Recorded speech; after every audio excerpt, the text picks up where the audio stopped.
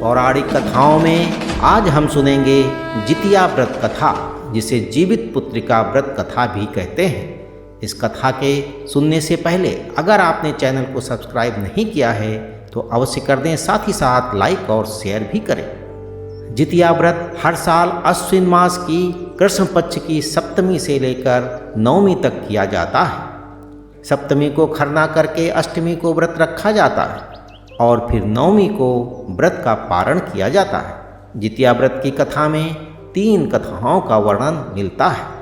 जितिया पर्व संतान की सुख समृद्धि के लिए रखा जाने वाला व्रत है और इस व्रत में पूरे दिन निर्जला यानी कि बिना जल ग्रहण किए व्रत रखा जाता है।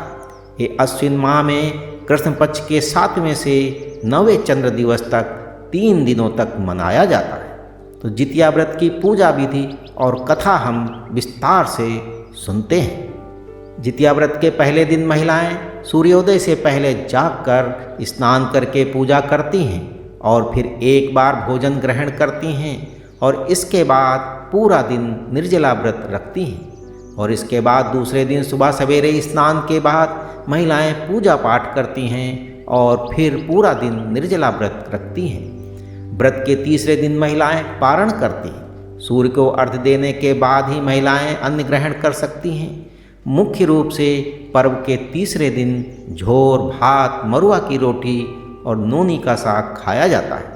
अष्टमी को प्रदोष काल में महिलाएं जिमूत वाहन की पूजा करती हैं और जिमूत वाहन की कुशा से निर्मित प्रतिमा को धूप, दीप, अक्षत, पुष्प, फल आदि अर्पित करके फिर पूजा की जाती है। इसके साथ ही मिट्टी और गाय के गोबर से सियारिन और चील की प्रतिमा बनाई जाती है और प्रतिमा बन जाने के बाद उसके माथे पर लाल सिंदूर का टीका लगाया जाता है। पूजन समाप्त होने के बाद जीवित पुत्रिका व्रत की कथा यानी कि जितिया व्रत कथा सुनी जाती है। तो इसकी 3 कथाएं हैं। तो सबसे पहले हम सुनते हैं जितिया व्रत की चील सियार की कथा। जितिया की कथा के अनुसार एक बार एक चील और एक मादा लोमड़ी नर्मदा नदी के पास हिमालय के जंगल में रहते थे। दोनों ने कुछ महिलाओं को पूजा करते हुए उपवास करते देखा और खुद भी इसे करने की कामना की। उपवास के दौरान लोमड़ी को बहुत भूख लग गई और वो जाकर चुपके से मरे हुए जानवर को खा लिया।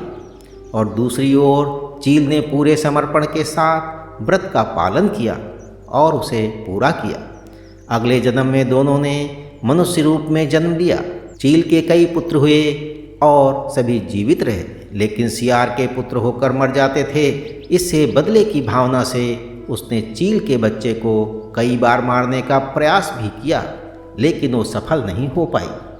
बाद में चील ने सियार को अपने पूर्व जन्म के जितिया व्रत के बारे में बताया और इस व्रत से सियार ने भी संतान सुख प्राप्त किया। इस तरह ये व्रत संतान सुख की प्राप्ति के लिए जगत में प्रसिद्ध हुआ। दूसरी कथा है जिमूत वाहन की कथा। इस कथा के अनुसार जिमूत वाहन गंधर्व के बुद्धिमान और राजा थे। जिमूत वाहन शासक बनने से संतुष्ट नहीं थे और परिणाम स्वरूप उन्होंने अपने भाइयों को अपने राज्य की सभी जिम्मेदारियां दी और अपने पिता की सेवा के लिए जंगल चले गए।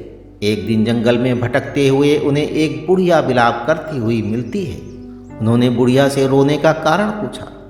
इस पर उसने बताया कि वो सांप यानी कि नागवंशी के परिवार से है और उसका एक ही बेटा है और एक शपथ के रूप में हर दिन एक सांप पक्षीराज गरुड़ को चढ़ाया जाता है और उस दिन उसके बेटे का नंबर था। उसकी समस्या सुनने के बाद जिमूत वाहन ने उन्हें आश्वासन दिया कि वो उनके बेटे को जीवित वापस लेकर आएंगे। तब वो खुद गरुड़ का चारा बनने का विचार कर चट्टान पर लेट जाते हैं। तब गरुड़ आता है और अपनी अंगुलियों से लाल कपड़े से ढके हुए जिमूत वाहन को पकड़कर चट्टान पर चढ़ जाता है और उसे हैरानी होती है कि जिसे उसने पकड़ा है वो कोई प्रतिक्रिया क्यों नहीं दे रहा है। तब वो जिमूत वाहन से उसके बारे में पूछता है। तब गरुड़ जिमूत वाहन की वीरता और परोपकार से प्रसन्न होकर सांपों से कोई और बलिदान नहीं देने का वादा करता है। मान्यता है कि तभी से ही संतान की लंबी उम्र और कल्याण के लिए जितिया व्रत किया जाता है। और तीसरी कथा है जो कि महाभारत से है। महाभारत युद्ध में पिता की मृत्यु के बाद अश्वत्थामा बहुत क्रोधित था। वो पिता की मृत्यु का बदला लेने के लिए पांडवों के शिविर गया और उसने 5 लोगों की हत्या कर दी। उसे लगा कि उसने पांडवों को मार दिया, लेकिन पांडव जिंदा थे। जब पांडव उसके सामने आए तो उसे पता लगा कि वो द्रौपदी के 5 पुत्रों को मार आया है। ये सब देखकर अर्जुन ने क्रोध में अश्वत्थामा को बंदी बनाकर दिव्य मणि छीन ली। अश्वत्थामा ने इस बात का बदला लेने के लिए अभिमन्यु की पत्नी उत्तरा के गर्भ में पल रही संतान को मारने की योजना बनाई। उसने गर्भ में पल रहे बच्चे को मारने के लिए ब्रह्मास्त्र चलाया, जिससे उत्तरा का गर्भ नष्ट हो गया। लेकिन उस बच्चे का जन्म लेना बहुत जरूरी था, इसलिए भगवान कृष्ण ने उत्तरा के मृत बालक को फिर से जीवित कर दिया और गर्भ में मरकर जीवित होने की वजह से इस तरह उत्तरा के पुत्र का नाम जीवित पुत्रिका और परीक्षित हुआ। तभी से संतान की लंबी आयु के लिए जितिया व्रत किया जाने लगा। तो पौराणिक कथाओं में आज बस इतना। अगली बार हम सुनेंगे एक नई कथा। तब तक के लिए ईश्वर की सभी शुभकामनाएं आपके साथ बनी रहें।